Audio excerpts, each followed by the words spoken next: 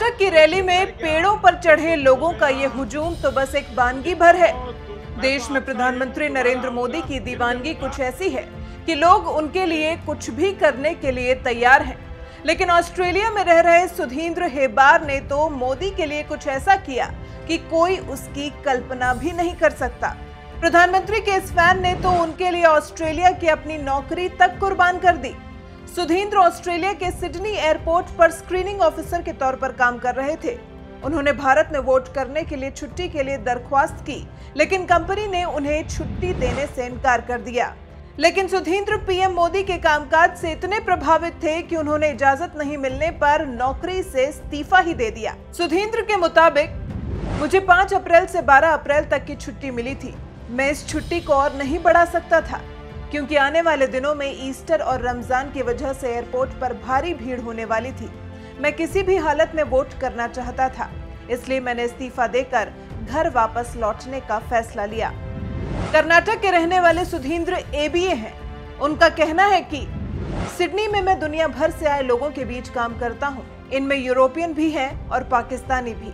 मुझे गर्व महसूस होता है कि लोग कहते हैं कि भारत का भविष्य बहुत अच्छा है। मैं भारत की इस बदलती इमेज और इस कामयाबी का श्रेय प्रधानमंत्री मोदी को देता हूं। मैं सीमा पर जाकर अपने देश की रक्षा तो नहीं कर सकता, लेकिन वोट डालकर एक वोटर के फर्ज को तो निभा ही सकता हूं। भारत की तरक्की और विदेशों में भारत की छवि बदलने की वजह से ही वो चाहते हैं कि इस बार भी मोदी सरकार ही बने, ताकि देश की तरक्की में कोई रुकावट ना आए। सुधींद्र का कहना है कि नौकरी उनके लिए बड़ी बात नहीं है। मैं ऑस्ट्रेलिया में परमानेंट रेजिडेंट कार्ड होल्डर हूँ। मेरी पत्नी फिजी ऑस्ट्रेलियन है। मैं पहले भी सिडनी में रेलवे के साथ काम कर चुका हूँ, इसलिए मुझे नहीं लगता कि दूसरी नौकरी खोजने में कोई दिक्कत आएगी। सुधींद्र अब 23 मई तक भारत में ही रहेंगे। 23 मई को चुनाव के नतीजे आ जाएंगे। उसके बाद वो वापस नौकरी की खोज में निकल जाएंगे। पीएम मोदी के लिए उनकी इस दीवानगी ने सबको हैरान कर दिया है।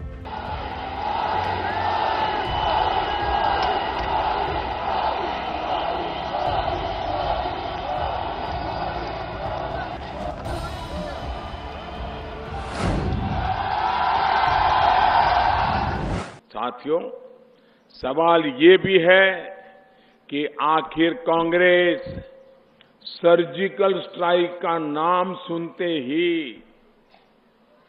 एयर स्ट्राइक का नाम सुनते ही इतना घबरा क्यों जाती है, इतना बौखला क्यों जाती है? आप सर्जिकल स्ट्राइक सुनते ही आपका सीना तन जाता है कि नहीं तन जाता है? एयर स्ट्राइक सुनते ही आपका गौरव होता है कि नहीं होता है? हर हिंदुस्तान को अभिमान होता है कि नहीं होता है? सेना का मान बढ़ता है कि नहीं बढ़ता है? वीरों का नाम बढ़ता है कि नहीं बढ़ता है? भाइयों और बहनों, जिस प्रकार से सेना के प्रति कांग्रेस का रवैया रहा है, ये देखते हुए मेरा विश्वास पक्का हो गया है कि कांग्रेस को कभी भी देश की सेना पर भरोसा नहीं था। हमारे वीर सैनिकों के पराक्रम पर, उनकी शक्ति पर, उनके कौशल को हमेशा कांग्रेस ने कम करके आंका, उस पर उन्होंने संदेह किया। इसलिए कांग्रेस ने सेना को आतंकियों के खिलाफ कठोर कदम उठाने से रोका। उनको लगता था कि सेना को कहेंगे करो और 1962 जैसा हो जाएगा तो फिर कांग्रेस की तो नैया हमेशा डूब जाएगी। और इसलिए कांग्रेस पार्टी ने हमेशा हमारी सेना कितनी महान है, कितनी सामर्थ्यवान है, इस बात को समझा ही नहीं। कांग्रेस ने सेना को उपयोग क्या किया भाइयों? हम सेना की ताकत राष्ट्र रक्षा में लगाते हैं। कांग्रेस के लिए ये आर्मी क्या है? कांग्रेस के लिए सेना क्या है? सिर्फ और सिर्फ उनके लिए एक कमाई का साधन है, कमाई का साधन। रक्षा सौदों में चाहे बोफोर्स हो, चाहे सबमरीन हो, चाहे हेलीकॉप्टर हो, मलाई खाने के सिवाय उनके लिए सेना का कोई महत्व ही नहीं है। दूसरी एक बहुत बड़ी वजह रही कांग्रेस की वोट बैंक पॉलिटिक्स। इसी पॉलिटिक्स की वजह से कांग्रेस ने हमारे वीर सैनिकों के साथ न्याय नहीं किया, देश के साथ न्याय नहीं किया। आज भी जब वो सर्जिकल स्ट्राइक पर सवाल उठाते हैं, एयर स्ट्राइक पर सवाल उठाते हैं, तो वो अपनी नाकामी छिपा रहे होते हैं, अपना वोट बैंक बचाने की फिराक में होते हैं। उन्हें पता है कि जितने सवाल पूछते हैं, जितने झूठे आरोप लगाते हैं, उससे देश के लोगों में भ्रम फैलता है, सेना का मनोबल कम होता है। लेकिन इसके बावजूद कांग्रेस और उसके सहयोगी दल अपनी राजनीति को राष्ट्र नीति से ऊपर रखने का पाप कर रहे हैं।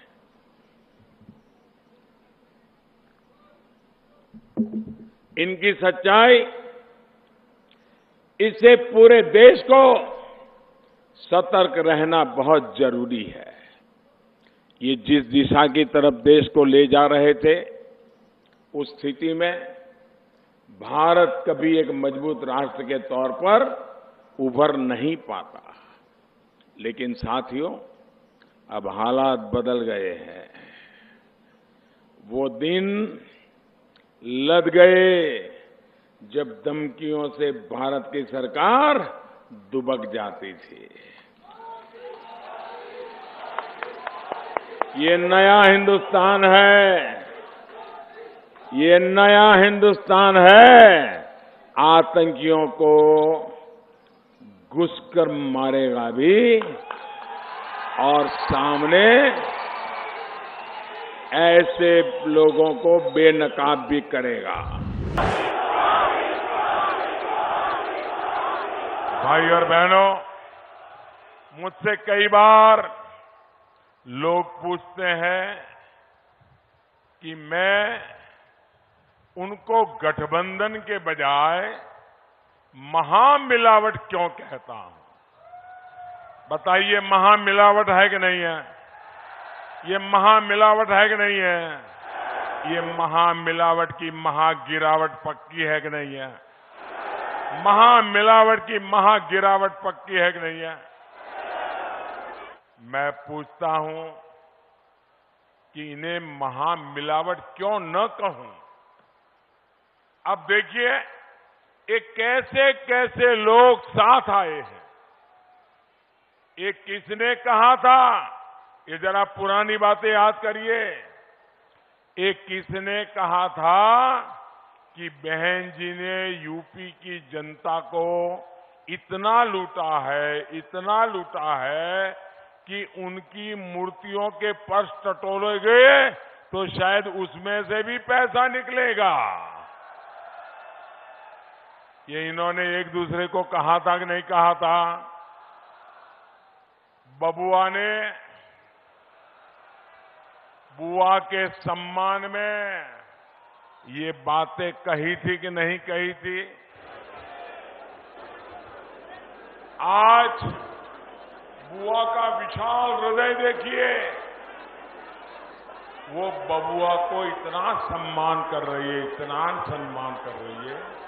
साथियों, बहन जी आज उस उम्मीदवार के लिए वोट मांगने में गर्व महसूस कर रही है जो बाबा साहब आंबेडकर को भूमाफिया कहता है और खुद यूनिवर्सिटी के नाम पर जमीन कब्जाता है। बहन जी उन उजड़ी दलित बस्तियों में दलितों की ही जमीन जिसने कब्जा किया है, उनके लिए आप किस मुंह से वोट मांगने जाओगी? और ये भी मत भूलिए, ये वही साहब है जो 1.5 दशक तक बहन जी को सद्दाम हुसैन जैसा हश्र करने की धमकी दे रहे हैं। साथियों, महामिलावट के एक और उम्मीदवार है जिनको बाबा साहब की मूर्ति को माला पहनाना भी मंजूर नहीं है। लेकिन बहन जी इनके लिए वोट मांग रही है। वहीं हमारे बबुआ वो दिन भी भूल गए जब बहन जी ने नेताजी को पागल खाने भिजवाने की सलाह दिया करती थी। साथियों, राजनीति क्या क्या न कराएं, आज हाथी साइकिल पर सवार है और निशाने पर चौकीदार है।